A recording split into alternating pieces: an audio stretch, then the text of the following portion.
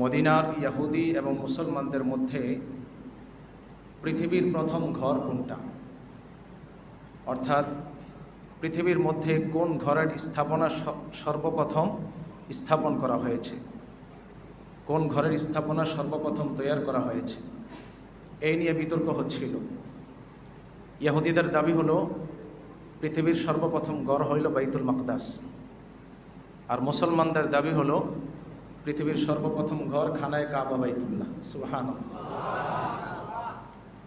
ইহুদিদের দাবি বাইতুল মাকদাস জেরুজালেম অবস্থিত, যেটা মুসলমানদের প্রথম কিবলা। মুসলমানদের দাবি বলেন খানায়ে কাবা বাইতুল্লাহ মিন শাআইরিল্লাহ, আল্লাহর নিদর্শন। আল্লাহ তাআলার বিশেষ 3টা নিদর্শন আছে। তার মধ্যে একটা নিদর্শন হলো কালামুল্লাহ, আরেকটা নিদর্শন হলো রাসূলুল্লাহ, আরেকটা নিদর্শন হলো বাইতুল্লাহ। সুবহানাল্লাহ। বিশেষ কয়টা নিদর্শন? 3টা নিদর্শন। 1 নম্বর কালামুল্লাহ, কোরআন কার কিতাব? জোরে বলেন।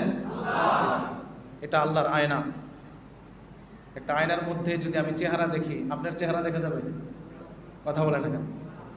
আয়নার মধ্যে যখন আমি চেহারা দেখি, আপনার চেহারা দেখা যায়? কার চেহারা দেখা যায়? নিজের চেহারা দেখা যায়। তো এটা আল্লাহ তাআলার আয়না, এটা আল্লাহর আয়না। রসুল এটা আল্লাহর আয়না। খানায়ে কাবা ওইটা আল্লাহর আয়না। সত্যিকার অর্থে যাদের ওরকম দিল আছে, যাদের ওরকম চোখ আছে, তারা খানায়ে কাবার দিকে তাকাইলে স্বয়ং আল্লাহ তাআলার তাজাল্লি দেখতে পায়, আল্লাহ তাআলার নূর দেখতে পায়। খানায়ে কাবা। ইহুদি এবং মুসলমানদের মধ্যে তর্ক বিতর্ক।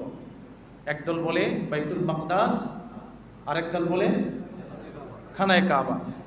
আল্লাহ তাআলা পবিত্র কোরআনের আয়াত নাজিল করে সমস্যার সমাধান করে দিলেন। আল্লাহ তাআলা ঘোষণা করে দিলেন পৃথিবীর সর্বপ্রথম ঘর হলো খানায়ে কাবা। সুবহানাল্লাহ।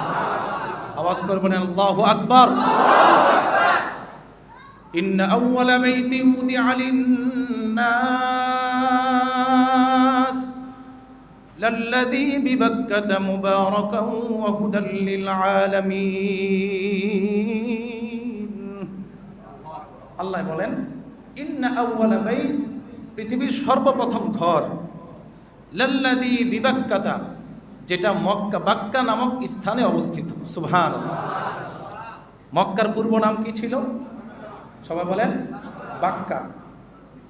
মদিনার পূর্ব নাম ইয়াসরিব। মাশাআল্লাহ, অনেকে জানেন।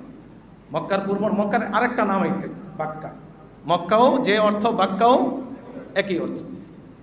আল্লাহ তাআলা ঘোষণা করে দিলেন, সমস্যার সমাধান নিরসন করে দিলেন যে পৃথিবীর সর্বপ্রথম যে ঘরের স্থাপন করা হলো সেই ঘরের নাম খানায়ে কাবা। সুবহানাল্লাহ।